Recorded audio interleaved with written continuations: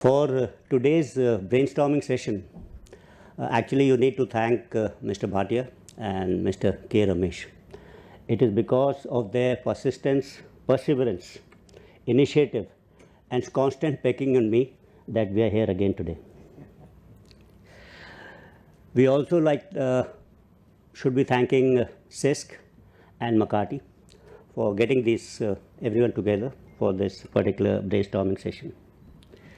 Like Mr. Bhatia said, the previous brainstorming session was held in March 2024, and we had witnessed some constructive suggestions as well as some scathing criticism also. Well, we've taken those criticisms and constructive suggestions all in a stride, and we've taken this whole process forward. Some of it was alluded to by Mr. Bhatia. Today's brainstorming session 2.0 is about Atmanirbharta and defense, leveraging defense industry ecosystem for future warfare. Most of the armed forces actually, whenever they fight a war, they look at the lessons they've learned from that war. Then they try to incorporate those lessons into that system. So what they're doing is actually preparing to fight the previous war, the war which is already over. And there's no war which repeats itself. It's a different war you got to prepare yourself. In the Indian Armed Forces, now, we are actually trying to fight a future kind of a warfare. And I've been saying that to win future wars, you'll have to fight with tomorrow's technology today. Having said that, I must also confess that predicting future is perilous to say the least, is rather difficult. And war is an enterprise which is riddled with uncertainties. And to accurately predict the outcome of even the smallest of conflict or a duel or combat is rather difficult. It's more so because profession of arm is slightly different from other professions. If in other professions, if there's a lawyer, he's practicing every day, he goes to the court. If there's a surgeon, he's practicing surgery. If there's an architect, he's practicing every day, so does the engineer. Soldiers don't fight every day. What do? They're all supposed to think, contemplate as to how warfare will unfold in the future, how they got to equip themselves, how they got to train themselves. So in some manner, we had done this, and this is very important. We have to get it right actually, because when the time comes, we have to do it all correctly. Because as we have been saying that they will run us up in war, and we have to get it right. So the thought process has to be right, our equipping has to be right, our organizations have to be right, our doctrines have to be right for that war. We don't practice it every day. We may train ourselves and we may war game these things. So what are we been doing about it? You must have heard, we've done this future warfare courses, number of them, 2-3 of them, and in this we have tried to involve the academia so that you people also understand how are we thinking, how we're going to fight in future. Recently, we had done Ran Samvad, a seminar on war and warfare, commentaries on war and warfare in Mao, in which again we have invited the industry, we had invited the academia to be part of our thought process. We are planning to use a number of policies, written policies, on a number of initiatives like emerging kind of technologies like artificial intelligence, machine learning, etc. A technology perspective roadmap has already been issued. We have revised a number of our war-fighting doctrines, whether it is space, cyber, multi-domain operations, amphibious operations, special forces, airborne operations, to give you an insight as to how we want to fight, the doctrinal part. A number of structural changes in our organizations are on the anvil to prepare ourselves for multi-domain operations. And you must have often heard in the media, Army Chief actually talking about Ashni platoons, Agniban regiments, and such kind of organizations. This is in addition to IBGs, which you had earlier, which we are again trying to resurrect that particular concept. And we are also laying a foundation to move from what I say is net-centric warfare to data-centric kind of warfare. That roadmap for that, for the services, has been laid down along with responsibilities. All this, what I just said, is part of this vision of Viksit Bharat. That means by 2047, we should be a developed nation. We all know a developed nation also must have a strong industrial base and especially a defense infrastructure, manufacturing infrastructure has to be strong. Then only can this nation be strong and secure, Shashakt and Surakshit. So, the defense of India and its long-term security is predicated on a strong military backed by sound defense industrial base. We have to achieve major milestones. We already have achieved major milestones, some of it Mr. Rajendra Bhatia said, but we need to do more, and that's why we are here today for this brainstorming session 2.0. Today, before I start any further, maybe some kind of a fact check or some kind of a data I may give you as to where do we stand in this. Today we have more than 430 licensed defense manufacturers backed by almost 16,000 MSMEs. India's defense production was 1.5 lakh crores in 2025, which was up by 18% from what it was in 22-23. The target for defense production is 3 lakh crores by 29-30. This annual growth in defense production is approximately 11 to 12%. Out of the 193 contracts awarded in 24-25, 117 contracts amounting to almost 92% have been awarded to domestic industries, which is almost about 1,068,000 crores. 75% of our capital budget has been reserved for domestic industry. That would amount to 6 to 8 lakh crores in the next 5 years. That's the amount of money which we'll put inside. Contribution of private sector gradually has increased and it's almost now about 23%, and DPSUs and government factories contributing about 77%. In this, MSMEs were awarded 28 contracts last year, which indicates a fair inclusion of MSMEs apart from the big industries. Under the IDEX scheme in 2018, which we launched in 2018, 556 problem statements were laid out, and out of which 497 contracts have been concluded so far. MOD has listed more than 47,000 products on its Srijan portal, and with value more than about 1 lakh crores. Defense forces have registered 50 patents, out of which 7 had been commercialized. Services together have indigenized more than 1 lakh items so far. So that's the journey actually for the past, say, 8 or 10 years.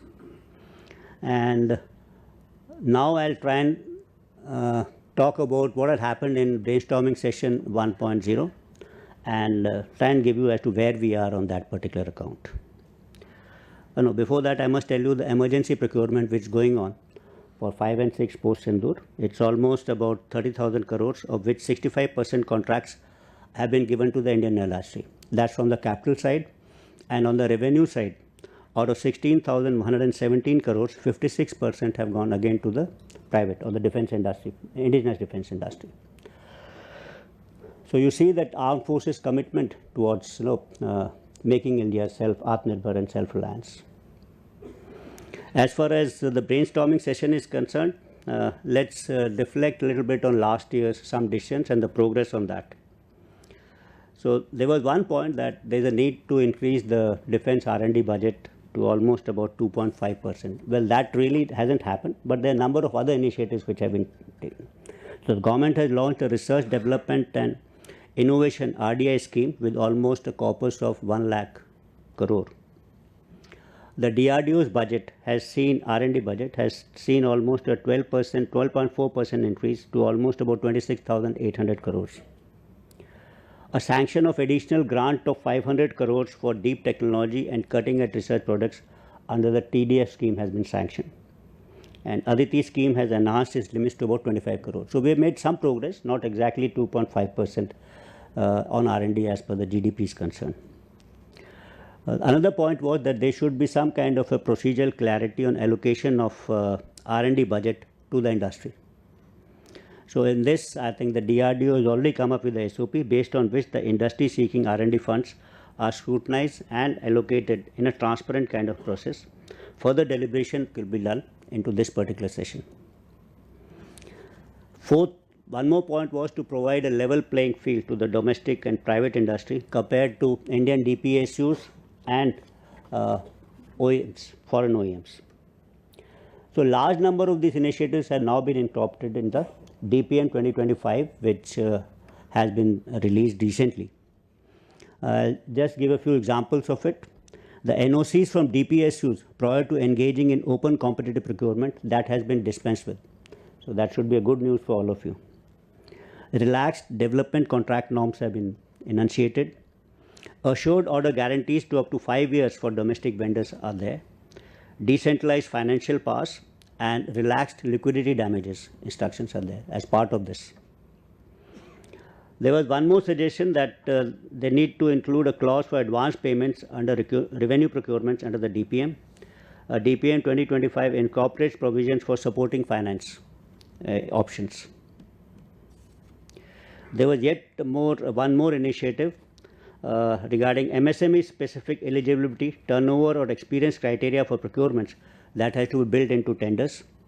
In this, recommendations are being considered in the DAP revision, and self-certification of TRL levels of MSMEs startups is also being considered. One more suggestion which Mr. Bhatia had referred to, that one was about competency mapping, that we should all know as to what we are doing in India. So that particular thing has been done, and that competency mapping software has been developed, and probably we'll be releasing it today during this brainstorming session.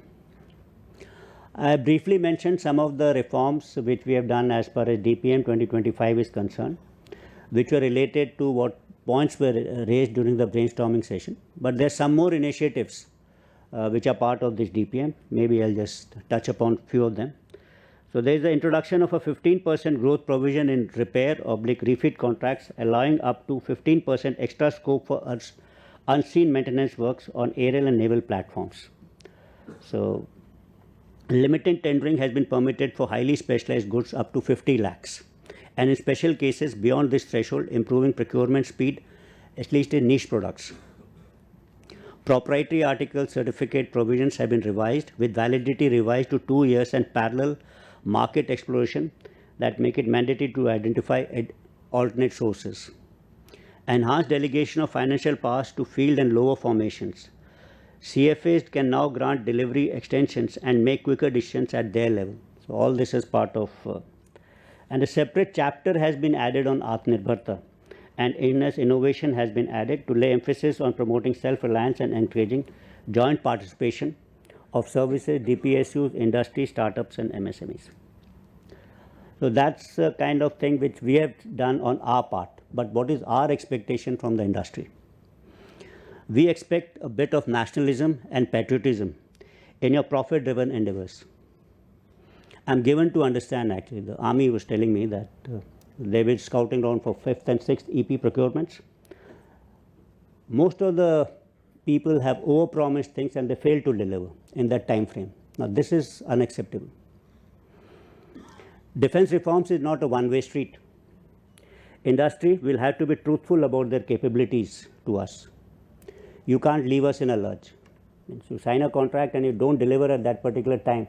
It's a capability that is being lost.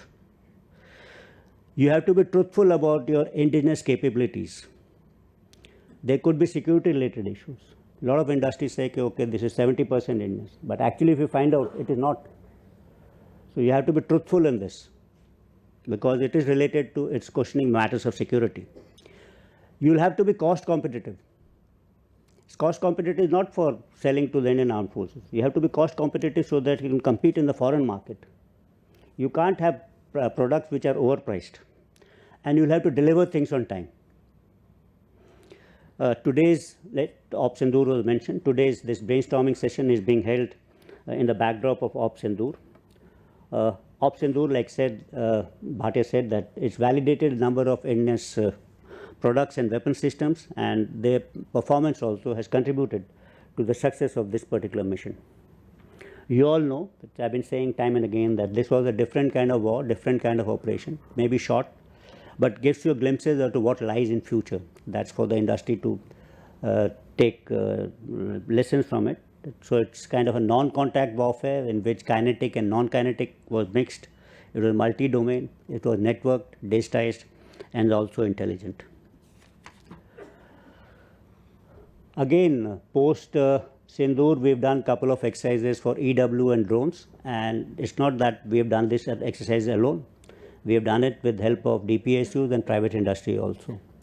So that because we understand the correlation between industry and fighting a war, because it's not only prior to fighting a war that we need to develop our capabilities, but during a war we may have to tweak some kind of a changes in the equipment which we hold, especially electronic warfare, drones, such kind of equipment. So we did incorporate the industry into these exercises.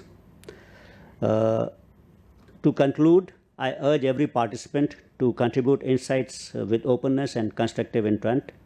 Constructive criticism, even if it's there, is most welcome. The true force multiplier lies in synergy between the services, DRDO, academia, and the industry. Let this session become the forge where bold ideas take shape and enduring solutions are arrived at.